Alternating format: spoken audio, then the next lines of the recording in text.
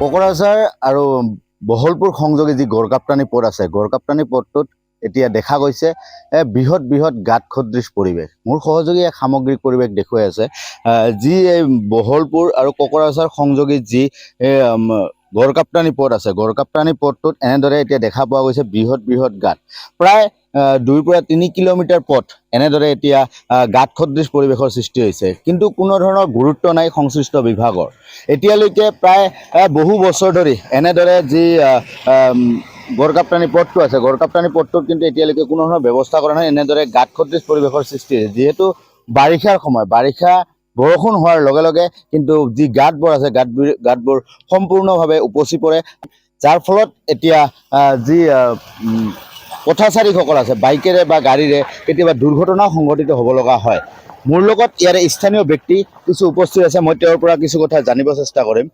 দাদা, যিহেতু এই পথটো আপোনালোকৰ গড়কাপ্তানি পথ, এই পথটোৰে আপোনাৰ কোকৰাঝাৰৰ পৰা বহলপুৰ সংযোগীটো পথ, এনেকুৱা যি পৰিৱেশ হৈ আছে, এনেকুৱা যি গাঁত সদৃশ পৰিস্থিতি সৃষ্টি হৈ আছে, কিমান দিনৰ পৰা হৈছে কি ক'ব? আৰু এইটো আমাৰ ধৰক 4 বছৰমান হৈছে, কিন্তু বহুত দিনৰ পৰা এনেকুৱা হৈ আছে। আমাৰ অহা যোৱাৰ কাৰণে বিৰাট অসুবিধা হৈ আছে, বিশেষকৈ আমাৰ ডেলিভাৰী মানুহবিলাক ইফালে ইফালে লোৱা যোৱাৰ কাৰণে বিশেষ অসুবিধা হৈ আছে।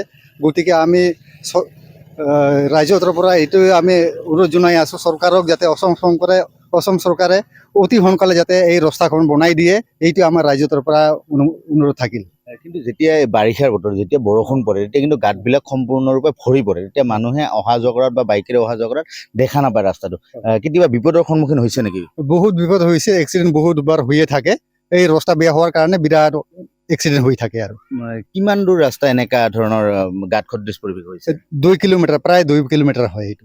2 কিলোমিটাৰ। হয়। মোৰ লগত আৰু এজন ব্যক্তি উপস্থিত আছে, মই তেওঁৰ পৰা কিছু কথা চেষ্টা কৰিম।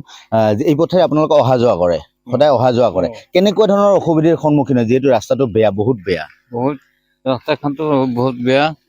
আমার এই অসুবিধা হয়ে এই যে বেমারি ডেলিভারিগুলো নেওয়ার জন্য বহুত অসুবিধা হওয়া যায়। সরকারক কি সরকারে যে এলা সরকার থেকে জানাই আছো যে রাস্তাখান ভাল হোক, কয়া ভাল করিয়া কৰি দিবা লাগে।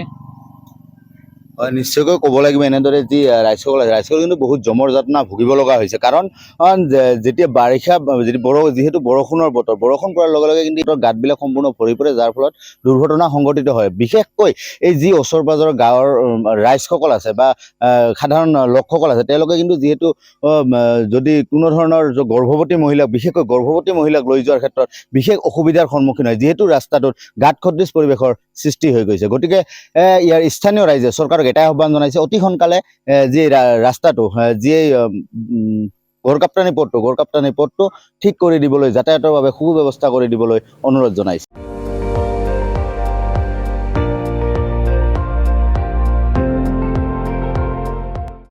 আপুনি চাই আছে ND24, সৰ্বশ্ৰেষ্ঠ নহয়, সৰ্বোত্তমৰ দৌৰা।